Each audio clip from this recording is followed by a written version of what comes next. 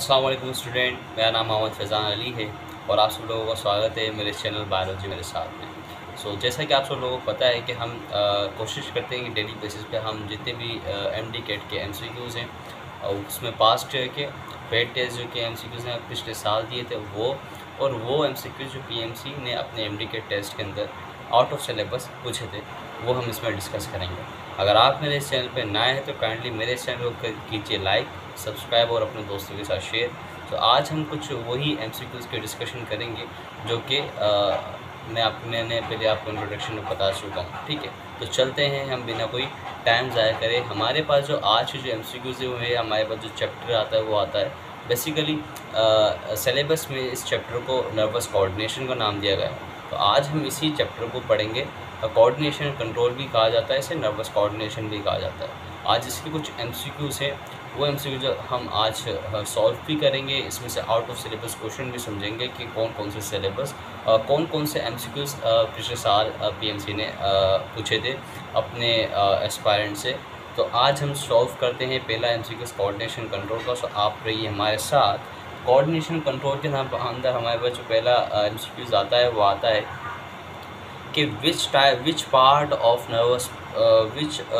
Of nervous system control action like walking and running. आपने बताना है कि कौन से टाइप का एक्शन है कि जो कि कंट्रोल होता है किसके अंदर, वॉकिंग के अंदर और रनिंग के अंदर। सिंपल सा इसका जो आंसर है वो है सोमैटिक नर्वस सिस्टम। मीन्स इसका जो करेक्ट आंसर आता है हमारे पास वो क्या आता है, A is the correct answer of MCQs number 1। तो अब इसी तरीके से अगर हम एमसीक्यूज़ नंबर 2 की बात करते हैं तो एमसीक्यूज़ नंबर 2 के ऊपर हमें जो करेक्ट आंसर मिलता है उसमें एक सवाल क्या आता है कि ब्रेकियल प्लक्सिस।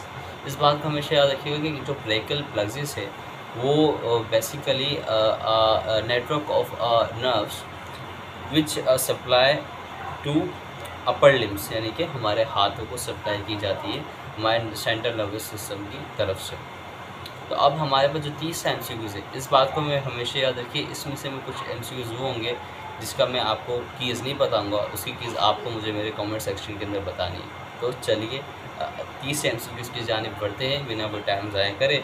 तो 30 एमसीक्यूज़ हमारे से इधर पूछता है कि which the response of the sympathetic nervous system is known as the response of sympathetic nervous system is known as autonomic response, flight response, somatic response या रिफ्लेक्स रिस्पॉन्स। इसका जो तीसरे का जो हमें 30 एमसीक्यूज़ का जो हमें आंसर मिलता है वो मिलता है B, somatic nervous system. Somatic होता है, एक होता है एक होता है सिंपैथेटिक सिस्टम, एक होता है पैरासिम्पैथेटिक सिस्टम। जो पैरासिम्पैथेटिक सिस्टम होता है वो रेस्ट के लिए यूज़ किया जाता है और जो सिंपैथेटिक सिस्टम होता है वो आपके फाइट, फ्लाइट, रनिंग के लिए यूज़ किया जाता है नर्वस सिस्टम के अंदर। जो एमसीक्यूज़ नंबर बी है वो हमारे पास this is the correct MCQs. इनमें से मैं अभी चौथा एमसीक्यूज़ का जो करेक्ट आंसर है वो मैं आपसे पूछता हूँ, काइंडली मुझे कमेंट बॉक्स में बताएं। So the autonomic nervous systems functions acts on external environment, यानी कि बाहर की तरफ काम करता है। Regulate the internal environment, transmit motor information to brain, यानी कि जो हाथ पाँव हमारे जो काम करते हैं उस काम की जितनी भी इंफॉर्मेशन है वो हमारे दिमाग को, मसल्स, उसका काम ऑटोनॉमिक नर्वस सिस्टम करता है या नन ऑफ दिस, इसमें से कोई नहीं करता। तो मैं कर रहा हूँ आपके कीज़ का इंतज़ार, तो काइंडली आप मुझे नीचे इसकी कीज़ का करेक्ट आंसर दे सकते हैं और मैं आपको करूँगा इसका करेक्ट रिप्लाई। तो चलते हैं हमारे नेक्स्ट एमसीक्यू जो कि एमसीक्यूज़ नंबर 4 है।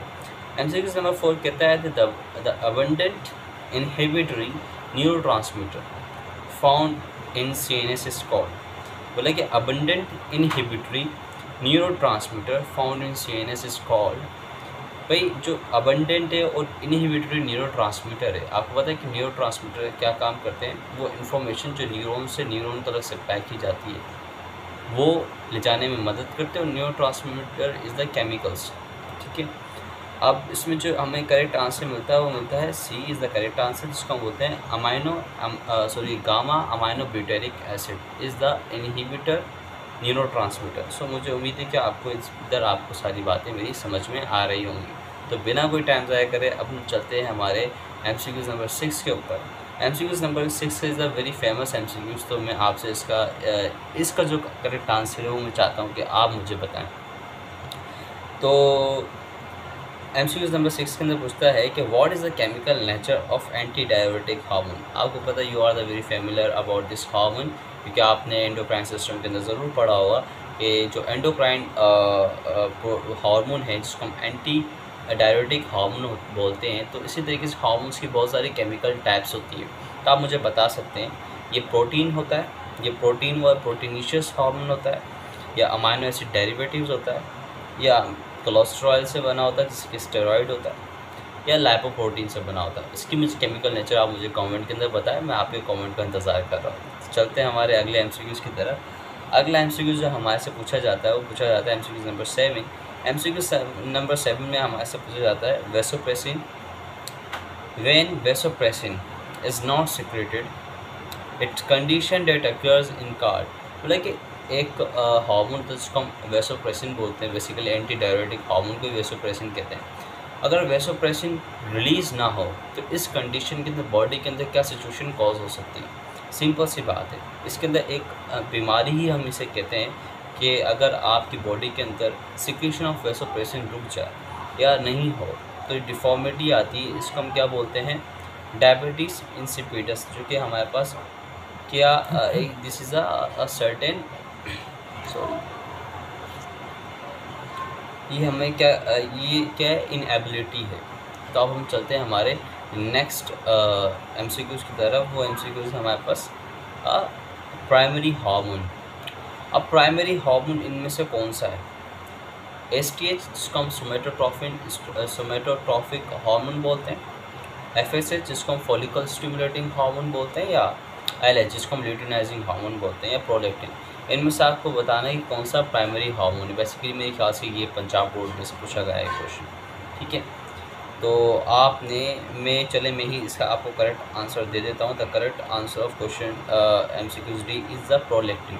Prolactin is the primary hormone. तो भाई ये भी हमें पता चल चुका है प्राइमरी हार्मोन के हवाले से। तो अब हम चलते हैं हमारी नेक्स्ट स्लाइड पे।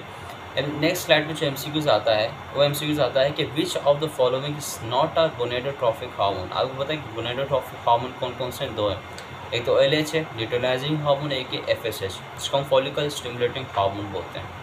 तो इनमें से बोल रहा है कि कौन सा क्या नहीं है, गोनेडोट्रॉफिक नहीं है, प्रोलेक्टिन भी गोनेडोट्रॉफिक नहीं। तो इधर जो सवाल आता है वो आता है estrogen is not a gonadotropic hormone, समझे।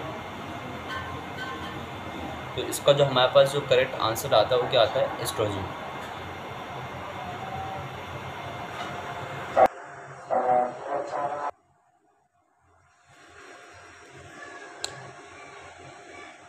अब हमारे पास जो एमसीक्यूज़ आता है, अगला एमसीक्यूज़ वो है हमारे पास एमसीक्यूज़ नंबर 10। तो एमसीक्यूज़ नंबर 10 हमारे से ये पूछता है कि deficiency in the production of parathormone cause which of the following disease. आपको पता है कि पैराथायरॉइड ग्लैंड के अंदर पीछे ही दो चार तरीके के आपको पता है कि प्रोजेक्शंस बनी हुई होती हैं, लाइक बॉल। उनको हम पैराथायरॉइड ग्लैंड्स कहते हैं। क्या कहते हैं, थायरॉइड ग्लैंड के पीछे होते हैं चार। तो वो पैराथायरॉइड ग्लैंड्स सिक्रीशन करते हैं कैल्सीट्रायोल की। आपको पता है कि कैल्सीट्रायोल किसका काम करता है, work as a vitamin D3, vitamin D3 का काम करता है। अगर उसकी क्या कम हो जाए, उसकी सिक्रीशन बंद हो जाए, यानी कि कैल्सीट्रायोल की सिक्रीशन ही बंद हो जाए, तो विच of the following disease cause. तो इसमें से बोल रहा है कि कौन सी डिजीज़ कॉज होगी। आपको पता है कि अगर विटामिन D बंद हो जाएगा तो कैल्शियम की एब्जॉर्प्शन ही हो जाएगी। जब कैल्शियम की एब्जॉर्प्शन बॉडी में बंद हो जाएगी तो जाहिर सी बात है हमारी बोन्स सॉफ्ट हो जाएंगी, और वो जो कंडीशन कहलाती है वो क्या कहलाती है, रिकेट्स कहलाती है। क्या कहलाती है, रिकेट्स। तो इस बात को आपने हमेशा याद रखना है। इस तरीके से आपका कॉन्सेप्ट बहुत ज़्यादा स्ट्रॉन्ग होना चाहिए ताकि आपको भी मज़ा आए पढ़ने में और सॉल्व करने में। तो भाई इसका जो करेक्ट आंसर यानी कि सॉफ्ट बोन्स हो जाता है, क्या हो जाती है, सॉरी रिकेट्स नहीं, सॉफ्ट बोन। जो कंडीशन कॉज होती है उसको हम क्या बोलते हैं, सॉफ्ट बोन बोलते हैं, क्योंकि हमारे पास विटामिन किसी कंडीशन में आता है एमसीक्यूज़ नंबर 10 के अंदर, ठीक है। तो अब हम चलते हैं हमारे अगले हार्मोन की तरफ, सॉरी अगले एमसीक्यूज़ की तरफ, जो कि हमारे से पूछता है कि deficiency of cortical hormone cause Cushing syndrome Addison disease, dwarfism या क्रेटिनिज्म। 11th का आंसर आप मुझे देंगे, मैं आपका वेट कर रहा हूँ। क्या कर रहा हूँ? आपका वेट कर रहा हूँ। कमेंट सेक्शन के अंदर MCQs नंबर 11 का जो करेक्ट आंसर होगा वो मुझे आप देंगे। MCQs नंबर 11, ठीक है, मैं आपका नीचे वेट कर रहा हूँ। सिंपल सी बात है। अब इसी तरीके से अगर हम MCQs नंबर 12 की बात करते हैं तो वो पूछता है विच of the following is the effect of STH यानी कि सोमेटोट्रोपिक हार्मोन। ठीक है, ये जो बात करता है हमारे से वो बोल रहा है कि बॉडी की मेटाबॉलिज्म यानी कि क्या बोल रहा है, बॉडी मेटाबॉलिज्म करवाता है कौन सा, STH। तो हम चलते हैं हमारे अगले MCQs की तरफ। जो अगला MCQs है वो हमारे से पूछता है कि FSH is release from pituitary gland, hypothalamus, blood या ब्रेन। इसका भी आपको मुझे आंसर देना है, मैं इसका आंसर नहीं दूंगा। MCQs नंबर 11, MCQs नंबर 13 का आंसर आप मुझे नीचे देंगे एंड मैं आपका इंतज़ार करूँगा। और अगर आपको इसका आंसर ना पता चले तो अगर मैं आपको रिप्लाई नहीं दूँ, वैसे दूंगा क्योंकि मेरे को कोई देखता नहीं है, लेकिन मैं आपको लाजमी दूंगा। सही है। Which of this does not participate इस रिफ्लेक्स एक्शन, मतलब विच of the following is not participate in reflex action. पता है इनमें से, इन चारों में से कौन सा है जो क्या नहीं करता, रिफ्लेक्स एक्शन के अंदर इन्वॉल्व नहीं है। जाहिर सी बात है pituitary gland is not involve in the reflex action. सही है, C is the correct answer.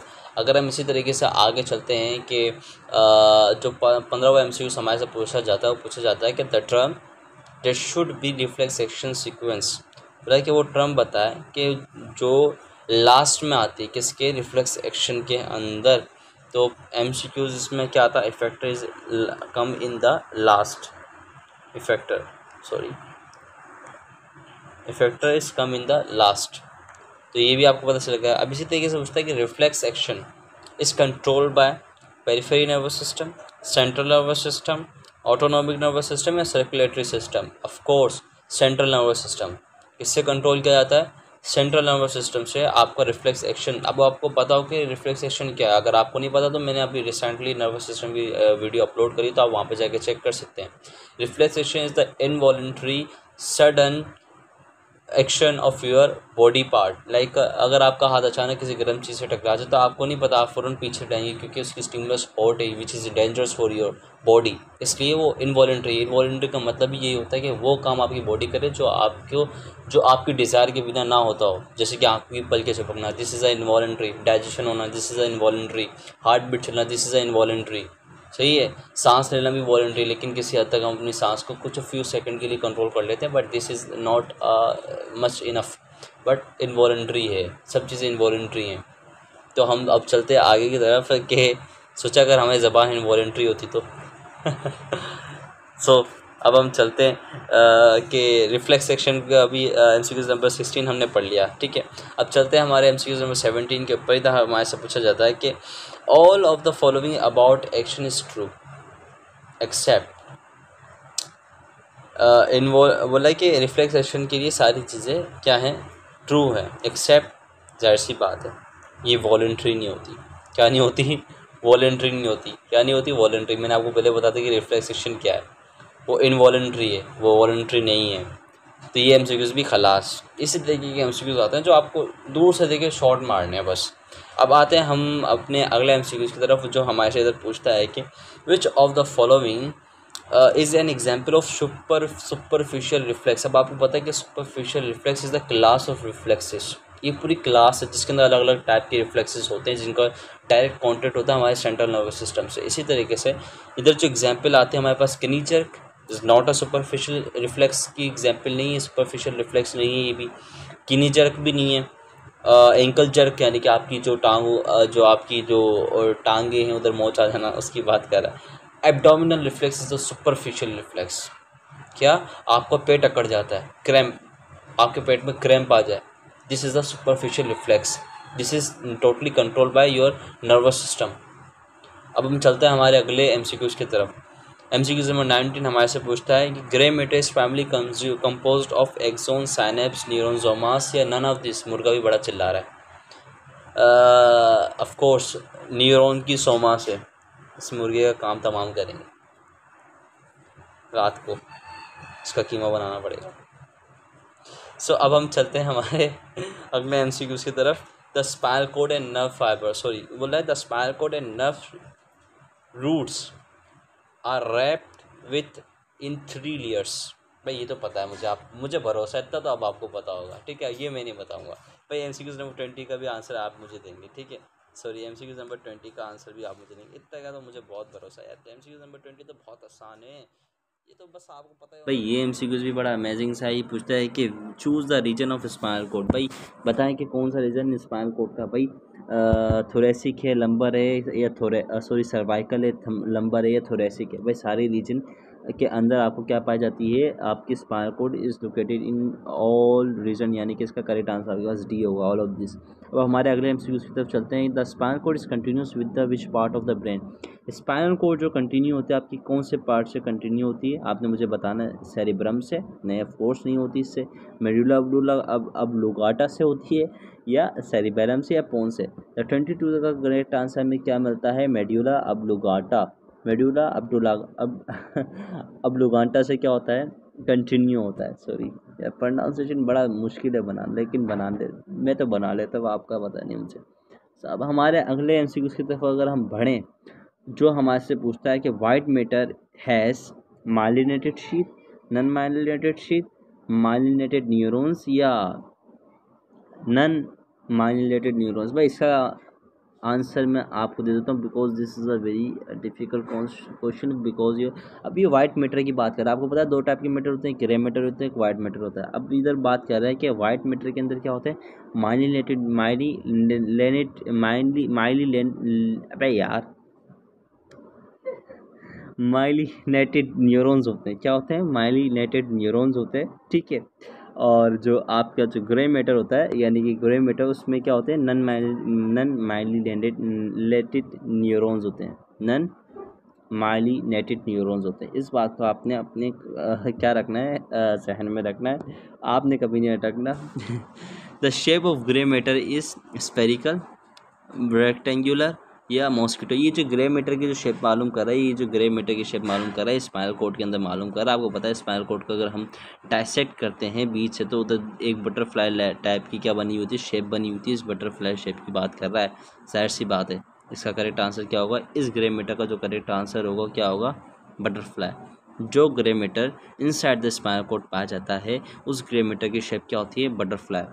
ये इसकी बात करा है। तो अब हम चलते हैं हमारे अगले एमसीक्यूज़ की तरफ, जो क्या हमारे से पूछता है कि 25 का करेक्ट आंसर बताएं कि the out of 31 pairs of nerves how many pairs of thoracic nerves are there. बोला है कि 31 में से 31 जो पेयर्स है नर्व्स का, उनमें से कितनी नर्व्स के पेयर्स होते हैं हमारे थोरेसिक, जो हमारी थोरेसिक नर्व्स कहलाती हैं, बताएं। 25 का जो करेक्ट आंसर हमें पता चलता है, वो पता चलता है 12। The 12 nerves is the thoracic, क्या होती हैं वो, थोरेसिक नर्व कहलाती हैं। क्या कहलाती हैं, थोरेसिक नर्व, यानी कि वो अराइज कहाँ से होती हैं, thoracic region of spinal code. कहाँ से होती हैं वो arise, thoracic region of spinal code. क्योंकि इस बात को आपने समझना भाई, क्रेनियल नर्व्स होती है, स्पाइनल नर्व्स होती हैं, ठीक है। स्पाइनल नर्व 31 होती है, क्रेनियल नर्व से कितने पेयर होते हैं, 12 पेयर्स होते हैं मेरे ख्याल से। अगर गलत हो तो यार कनेक्ट कर लेना तुम मुझे। तो अगर हम चलते हैं आगे की तरफ, ये जो हमारे से अगला एमसीक्यूज बोलता है कि 26 का जो एमसीक्यूज है पूछता है कि regulation of dash is not the function of hypothalamus in humans, blood temperature, blood water potential, urine osmolality, circadian rhythms and emotion. यार ये फंक्शन नहीं होता किसका, हाइपोथैलेमस का, किसके अंदर, रेगुलेशन ऑफ हाइपोथैलेमस के अंदर ह्यूमंस में उसका क्या फंक्शन नहीं होता, या सर्केडियन में आ जाता है, ये लिखने की गलती है। circadian rhythms और emotions is not the function of hypothalamus, ठीक है। ये मुझे पता था जो मैंने आपको बताया, और बाकी सारे ही मुझे पता है। तो अगर हम चलते हैं हमारे 27 के एमसीक्यूज के ऊपर, तो वो हमारे से पूछता है कि the largest part of forebrain which control the intelligence, emotions, skeleton muscles is classified as, बताएं। The largest part of forebrain which control intelligence, जो हमारी इंटेलिजेंस, इमोशंस और स्केलेटल मसल की को क्या करता है, कंट्रोल करता है, उसको क्लासीफाई कीजिए, जल्दी से बताएं। भाई 27 का लिए भी मैं ही आपका इंतज़ार करूँगा, 27 का करेक्ट आंसर आप मुझे देंगे, मैं आपका नीचे इंतज़ार कर रहा हूँ कमेंट सेक्शन के अंदर। यार मैं बैठा हुआ हूँ, बेफिक्र हो, करेक्ट आंसर भी गलत भी बताया तो मैं करेक्ट कर दूंगा, ठीक है। अब हम चलते हैं हमारे MCQ नंबर 28 की तरफ। MCQ 28 हमारे से पूछता है, breathing and heart rate is control by which of this. बोला है ब्रीथिंग और हार्ट रेट कौन कंट्रोल करता है इन पार्ट्स में से ब्रेन के, बताएं। चलो मैं बता देता हूँ, क्या याद रखोगे मैं बता देता हूँ। Hippocampus. Hippocampus is control your breathing, your heart rate. Simple सी बात है यार, इसको हमेशा याद रखना। ये MCQs आता है, लाजमी आता है, और पूछा है PMC वालों ने, और जिनको नहीं आया वो अटके फिर एक एक नंबर से MD गेट के अंदर। अब अगर हम अपनी बात करते हैं कि midbrain is also known as mesencephalon. ये तो पता होगा, मुझे पता है, ये तो बड़ा आसान क्वेश्चन है। मीजेनसेफेलोन का पता है, मीजन का मतलब होता है सेंटर यानी कि मिड, और सेफेलोन मतलब ब्रेन, मिड ब्रेन। अब अगर हम MCQ नंबर 13 की बात करते हैं तो MCQ नंबर 13 हमारे से बोलता है 31 को काट दो, ये हमारा MCQ से इसका ताल्लुक़ नहीं है। वो बोलता है कि रेस्टिंग मेम्ब्रेन पोटेंशियल क्या होता है, बताएं। रेस्टिंग मेम्ब्रेन पोटेंशियल होता है 17 मेम्ब्रेन वोल्ट। क्या होता है? 17 membrane volt. 70 membrane volt is the active resting membrane potential. और एक्टिव कितना होता है? -15, सॉरी 15 होता है, -15 नहीं 15 होता है, सही है। तो अब हम चलते हैं हमारे अगली तरफ। तो अगली तरफ क्या, अगले MCQs की तरफ चलते हैं। तो वो हमारे से कुछ यूँ पूछता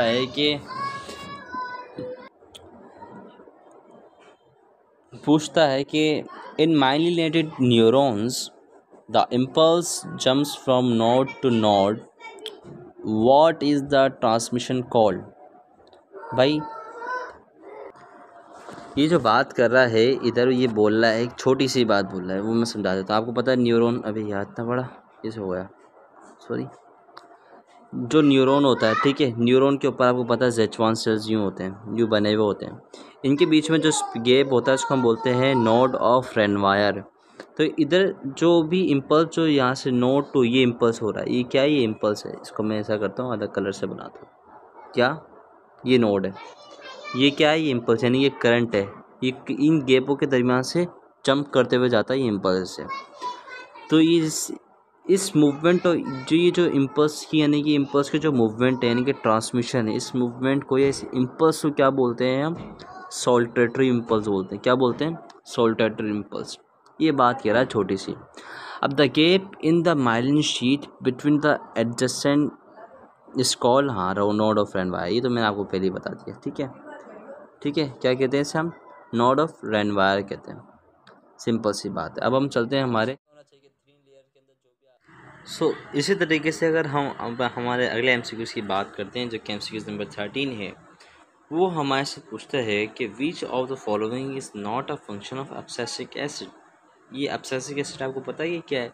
abscisic acid is the phyto hormone. अब आपको पता होना चाहिए फाइटो हार्मोन क्या होते हैं। Phyto hormone is the plant hormone. क्या? ये प्लांट हार्मोन होते हैं। और क्या होते हैं? Plant hormone. और एब्सिसिक एसिड भी उसमें से एक है। एब्सिसिक एसिड भी क्या है? प्लांट हार्मोन है। अब बोला कि इन चारों स्टेटमेंट में से कौन सी स्टेटमेंट है जो बताती है कि एब्सिसिक एसिड का ये फंक्शन नहीं है। जैसे कि inhibit stem and root during drought. Drought का मतलब होता है द शॉर्टेज ऑफ वाटर। क्या? शॉर्टेज ऑफ वाटर के अंदर क्या करवाता है? जब शॉर्टेज ऑफ वाटर होती है तो प्लांट अपने स्टोमेटास को बंद कर देते हैं, जिसकी वजह से क्या होता है? एक्सेस वाटर, जो उनके पास जो वाटर है वो लूज होना बंद हो जाता है। सिंपल सी बात है। अब जो ये तो भाई करवाता है एब्सिसिक, इसमें कोई शक नहीं है। Close of stomata during वेल्टिंग। वेल्टिंग का मतलब क्या होता है? पत्तों का पीला होके झड़ जाना। जब वेल्टिंग यानी जब पत्ते झड़ रहे होते हैं तो उस दौरान भी स्टोमेटा क्लोज हो जाता है, ठीक है।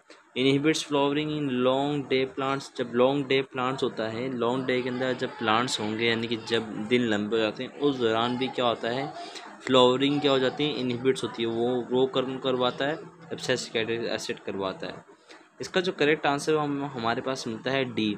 D is the correct answer for the 35 MCQs, which means the function of abscisic acid is not promotes birds initiation during growth season.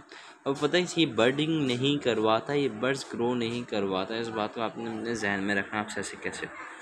तब हम चलते हैं हमारे अगले एमसीक्यूज के ऊपर। तो अगला एमसीक्यूज हमारे से कुछ यूँ पूछते हैं कि the types of behaviour during life cycle of individual. मतलब कि वो बोलता है कि टाइप ऑफ बिहेवियर है जो क्या होता है, इवॉल्व होता है। इधर एक और लफ्ज़ था, उसको हम बोलते हैं इवॉल्व। क्या क्या होता है, इवॉल्व होता है ड्यूरिंग लाइफ ऑफ बिहेवियर। इनमें से करेक्ट आंसर हमें पता चलता है, वो पता चलता है learning. Learning is a behaviour which evolve during the life cycle of individual. तो आपको पता है कि हम हर एक उम्र के अंदर अलग अलग लर्निंग्स लेते हैं। ये लर्निंग इज़ अ बिहेवियर, ठीक है, हर किसी के पास होना चाहिए, ये आपको बहुत ज़्यादा बेनिफिशियल होता है। अब हम इसी तरीके से अगर हम अगले एमसीक्यू की जानिब बढ़ें, वो पूछता है कि मेमोरी लॉस अकर इन विच डिजीज़। जो मेमोरी लॉस है वो कौन सी डिजीज़ में आपको दिखता है, पार्किंसन, अल्जाइमर, एपिलेप्सी या ऑल ऑफ दिस। इसका जो करेक्ट आंसर आपको पता चलता है 37 का, वो है बी। अल्जाइमर डिजीज़ के अंदर क्या क्या चीज़ दिखती है, मेमोरी लॉस दिखता है। अब चलते हैं हमारे अगले एमसीक्यूज की तरफ। अगले एमसीक्यूज हमारे से पूछता है कि which of the following condition in which condition brain produce more impulse than normal. भाई बोल रहा है कि कौन सी कंडीशन के अंदर, ये सब कंडीशन है जो एसोसिएटेड है डिफॉर्मिटी ऑफ ब्रेन से, ब्रेन की डिफॉर्मिटी से, ठीक है, न्यूरोलॉजिकल डिफॉर्मिटी से। एपिलेप्सी के अंदर ब्रेन की इम्पल्सेस ज़्यादा हो जाते हैं नॉर्मल से, या अल्जाइमर में, या पार्किंसंस में, या लॉस गेरिक डिजीज़ के अंदर, लॉ गेरिक डिजीज़ के अंदर। ऑफकोर्स इसका जो करेक्ट आंसर हमें पता चलता है 38 MCQs का, वो होता है हमारे पास एपिलेप्सी। एपिलेप्सी के अंदर क्या होता है, जो इम्पल्स रेट होता है वो नॉर्मल से, वो एक नॉर्मल पॉइंट से क्या हो जाता है, डिसबैलेंस होके एक्सट्रीम पे आ जाता है, जिसकी वजह से आपको पता होगा एपिलेप्सी के जो पेशेंट्स होते हैं उनको सर्टेन बिना किसी वक्त के ऊपर भी कोई दौरा पड़ जाता है तो वो कपकपाना, शिवरिंग शुरू कर देते फ़ौरन। तो शिवरिंग किस लिए होती है, वो मोटर शिवरिंग होती है, यानी कि उसमें आपके मसल्स इन्वॉल्व होते हैं और वो इसलिए प्रोड्यूस हो रही होती है शिवरिंग, क्योंकि जो इम्पल्स हैं वो क्या हो रही है, अब नॉर्मली प्रोड्यूस हो रही है आपकी ब्रेन की तरफ से, और फिर सिग्नल किया जा रहा है आपकी बॉडी पार्ट्स पे, तो आपको दिखता है।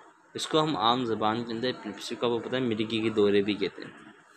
तो अब चलते हैं हमारे अगले एमसीक्यू की तरफ, जो कि हमारे से पूछता है कि कमर्शियल यून ऑफ साइटोकाइनेसिस। अब आपको पता है कि साइटोकाइनेसिस क्या है, ये भी हार्मोन है, फाइटो हार्मोन है।